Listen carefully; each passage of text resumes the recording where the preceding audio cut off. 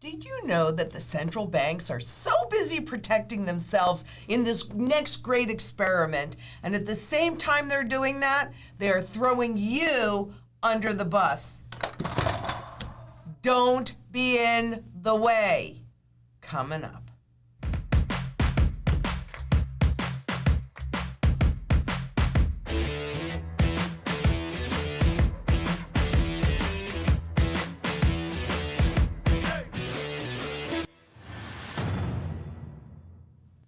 I'm Lynette Zang, Chief Market Analyst here at ITM Trading, a full-service physical gold and silver dealer specializing in custom strategies. And if you do not have your strategy in place by now, get it done, because the wheels are definitely coming off this bus, no doubt about it. So what I want to talk to you about today is exactly what is going on in this great experiment that the central banks are doing. Because what we know is they are absolutely protecting themselves, and I'm going to show you how they're protecting themselves at the same time that they're absolutely throwing you under the bus. So they come out, no Mr. Nice, no more Mr. Nice Guy. The Fed chair signals tougher stance on inflation. Yeah, well, maybe, we'll see. But he repeatedly dodged questions about the central bank's thinking now that inflation appears to be persistent. And could it really be that he still believes that it's transitory? Although, you know, he could never really quite define that either. Well, unfortunately, I think he does think that it's transitory. But quite significantly, here's where all of you that believe in Wall Street and the money system, and and a lot of people have to keep money in there because they don't have any choice. Read 403B. I mean, you just don't have a choice. But by relentlessly depriving investors of risk-free return, by dropping interest rates to zero and pushing all that money into the system, the Fed has spawned an all-asset except for gold and silver, by the way, speculative bubble that may now leave investors with little but return-free risk. You are not getting paid for the risk that you are taking, whether you are in the stock market or the bond market, or dare I say it, the derivative market that you don't even realize that you're probably in. Depends on what you're holding. But valuations still stand near record extremes, even after the week that we've had with these massive gyrations in the markets. There we go. Boomerang stock market spins wildly and ends up going nowhere. Have you ever looked at a bridge that swings and swings and swings? It's not supposed to swing like that wildly, and then it implodes. And I believe that is exactly what we are looking at right now. There's a wild ride. Okay, now what I want to show you about this is that these are the intraday swings. So when it goes up this high, last seen in March of 2020, when everything was imploding from the pandemic, okay, well, that's the levels that we're going to now. And supposedly everything is fine, right? Well, I don't think they really say that everything is fine, but we're gonna be just dandy. So we have stock markets just going crazy with huge intraday swings, and we have the same thing in bond markets, and they're gird for an bumpy road. And we remember, okay, interest rates, principal value. When interest rates go down, which is what's been happening when they push the interest rates down, the principal value of the bond goes up. But now they're prepared to do just the opposite.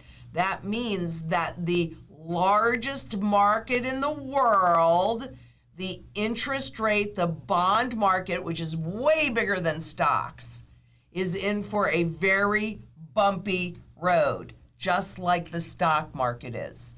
We're taught that bonds are safer than stocks, but bonds are debt.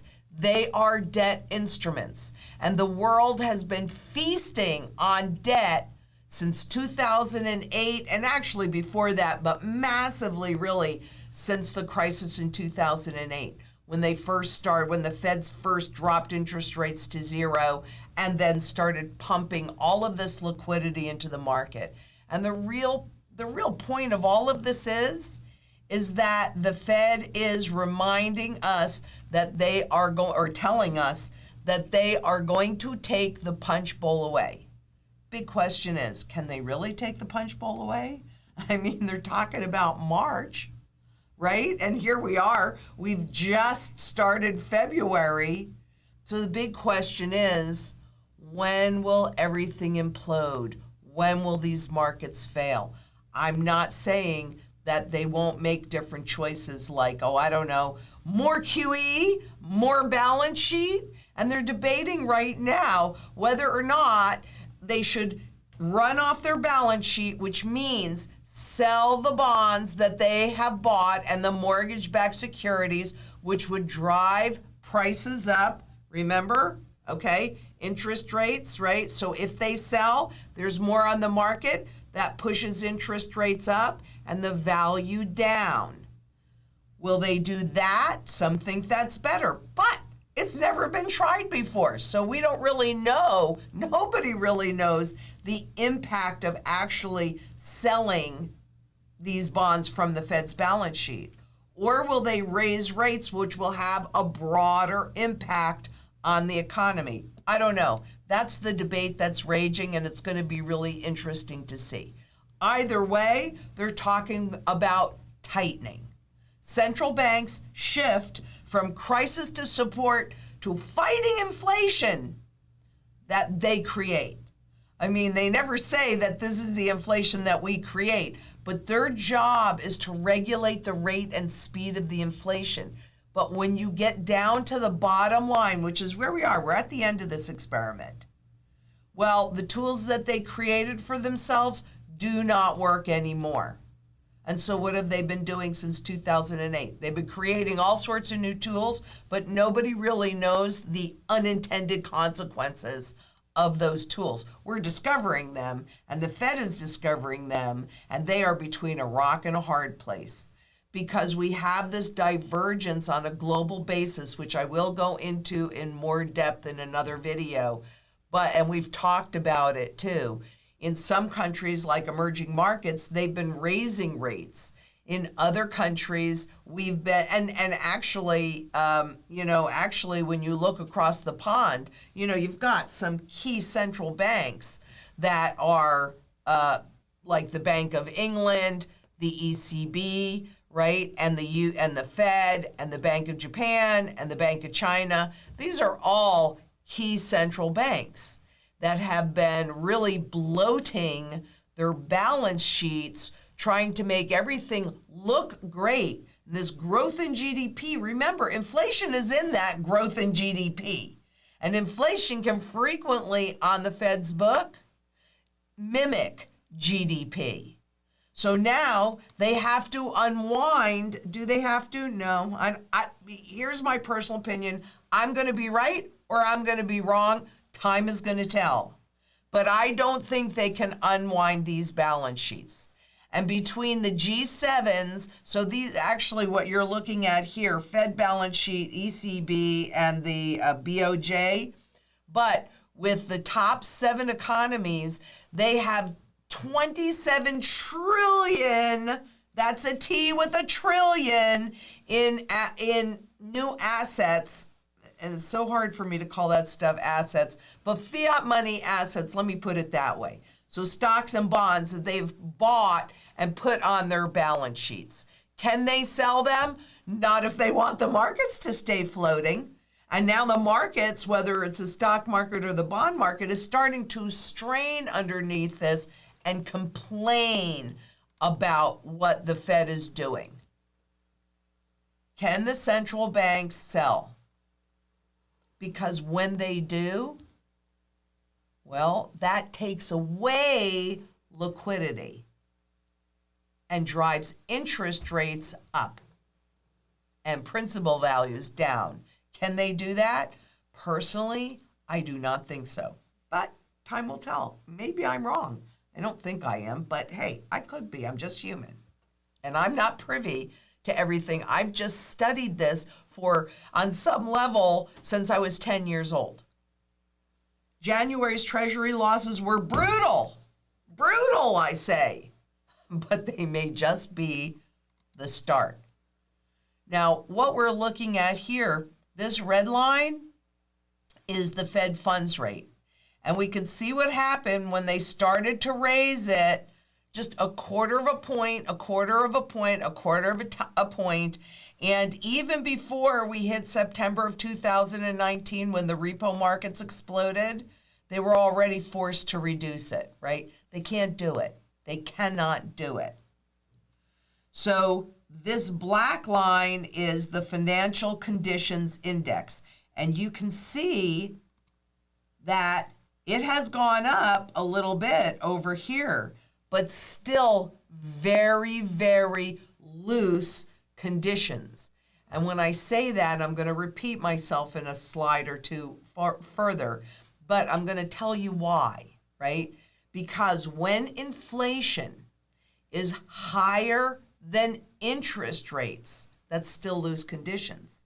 It still benefits corporations to go and borrow because the inflation eats up the value of the dollars or euros or yen or whatever when they have to pay that debt back in the future. Does that make sense? And if you don't understand it, just let me know. I will explain this even further. So conditions remain loose, and they're saying market pricing and Fed hikes has barely tightened financial conditions. And we already see what's happening in the stock and the bond market. Brutal, they say, and it's barely moved. Key rate would still spur growth because, again, it is lower than inflation. But this is the piece that we need to understand. The Fed is so far behind the curve that it can't even see the curve. So what are they talking about? Shock and awe, a 0.5 percentage point for the first rate hike in March. Maybe they will, maybe it'll be a 0.25 point. But even if they did, and they did 7 rate hikes this year, most of them at a 0.25 point, it still will not come close to the real rate of inflation, or even the implied rate of inflation. They're behind the curve already, and they haven't even started yet, because they're not going to start till March. And now Wall Street is starting to talk about it. Goldman's number 2 takes rear swing at Fed's autonomy and resolve, and this is really the big test. Because this is a con game, it is all about confidence. Do we have confidence? Do we believe that they can actually do what they say that they're going to do? Fed won't do what's needed if markets protest. We're going to see how far down these markets can go and how far the Fed can be pushed before they go back to QE, because I'm 100% certain that that's what's going to happen. They don't have anything other than this. This is all they have left. That's it. And they're saying that they're going to stop that, but they're not going to do it till March. Don't worry about it. We're good. We're good. We're not doing anything till March. I mean, you can't make this stuff up. They're trying to transmit this information so that those at the top would get out and reposition, and they are. They're repositioning into gold, into Rolexes, into, just heard a report this morning that something like they've tripled the amount of super yachts that the wealthy are buying. I don't know, how many super yachts do you need, right? So we know the insiders are selling, and what are they doing? They're buying gold, they're buying hard assets like real stuff that is out of the system. That's what you should be doing too. That's what I'm doing for myself, and you should be doing it as well. Because the reality is the independence of the Fed has been damaged in recent years, and that it's lost its credibility in markets. Yeah, the Fed pivot, right? The taper tantrum. I mean, come on. We've seen it time and time again. Will this time be different? I mean, it needs to be different, but will it be different? I don't think so. I honestly don't think so. Goldman's number 2, question the Fed's strength to act as an independent monetary policy engine that is doing what it thinks is right and not what's expedient. Well, let's see. If they finally do what's right, it is a big pot of doo-doo, and it's not likely. It's just not likely. So what? They're saving themselves. What are they doing for you? Because there's another wild card, and this goes to that 50 basis points because I just had to make this point. It's so critical that you understand this. Shifting the real funds rate. So they come out with shock and awe, and they raise, in March, they raise interest rates 50 basis points, 0.5%. Shifting the real rate from minus 6.5% from minus 7% is not going to break the economy, and it may, in fact, help risk assets by reinforcing the Fed's credibility on inflation. The Fed has no credibility on inflation, in my opinion, and clearly other people's opinion, because they've blown it time and time again. You know, really, I showed you the volatility chart when the Fed basically handed over control of the bond market to the traders. It's that VIX chart. And you know what? Let me know. And I'll put that back up on the blog. So make sure you go to the blog and see that if you haven't seen it. They don't report on that anymore, by the way. But you could easily see when the control of the bond market, the 10-year Treasury market, was handed over to the traders. Traders don't give a crap. They like this volatility because they make money no matter what. They destroy your retirement and your savings, but what the hey? Central banks by design destroy your savings. They force you into the markets that they create in an attempt for you to get gains better than inflation. But you know what actually does get gains better than inflation? Physical gold outside of the system, truly decentralized. When interest rates are lower than inflation, I'm sorry for being redundant, but this is so important that you understand this.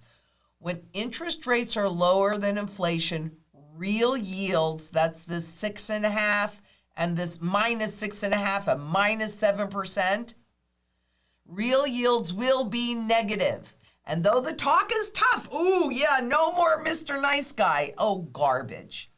The policy remains easy because they do not, I'm going out on a limb, they do not have the courage or the cojones to raise interest rates to a level that might, mind you, slow down this inflation, because we're at the end of the system. This is not rocket science. When you're at the very end, you're doing desperate things because nothing you're doing is working. It's the way the system's created.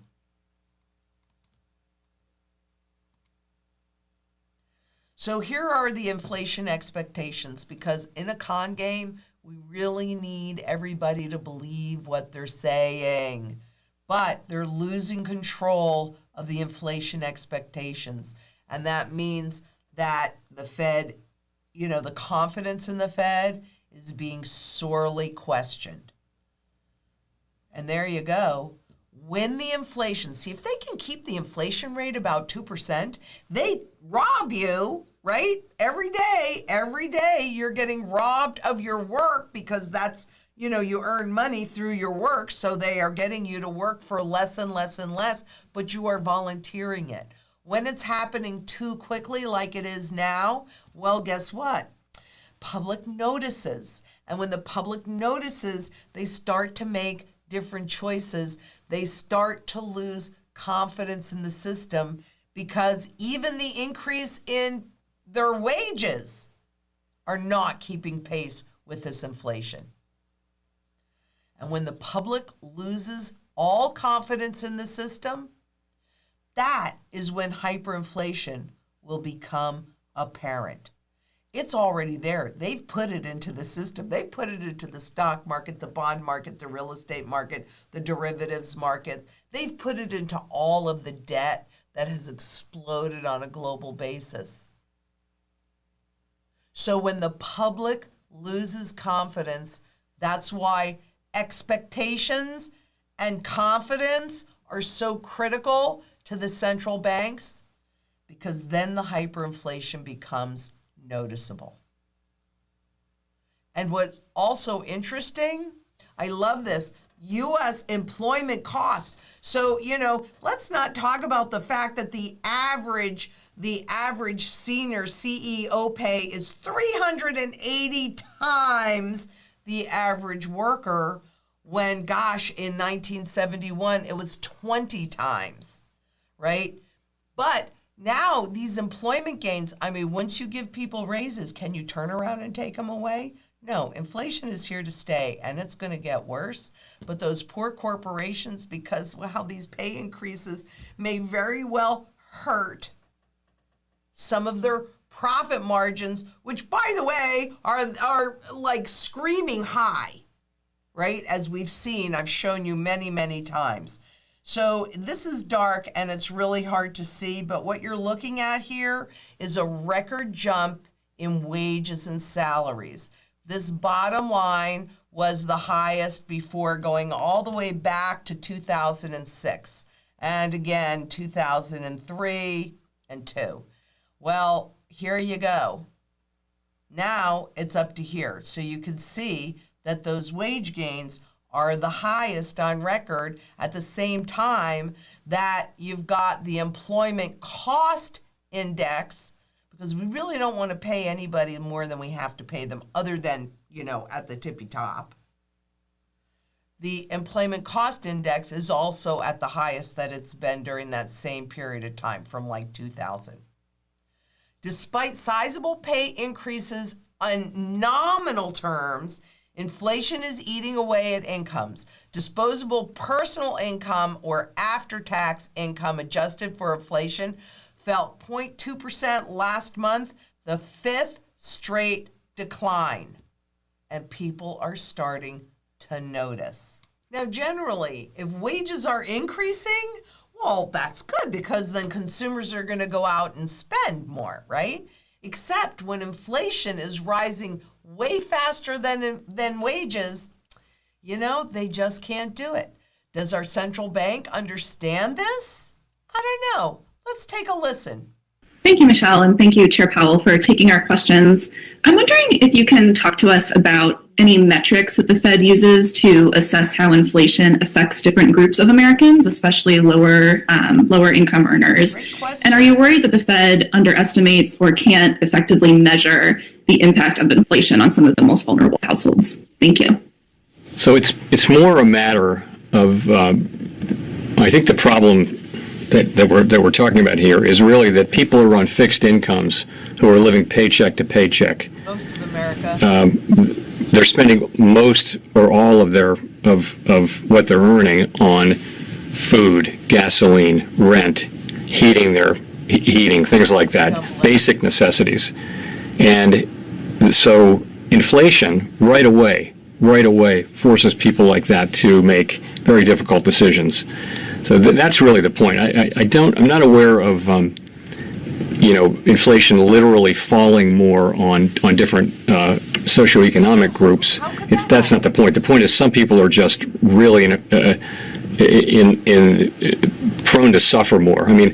For people who are economically well off, inflation isn't good. It's bad. The high inflation is bad.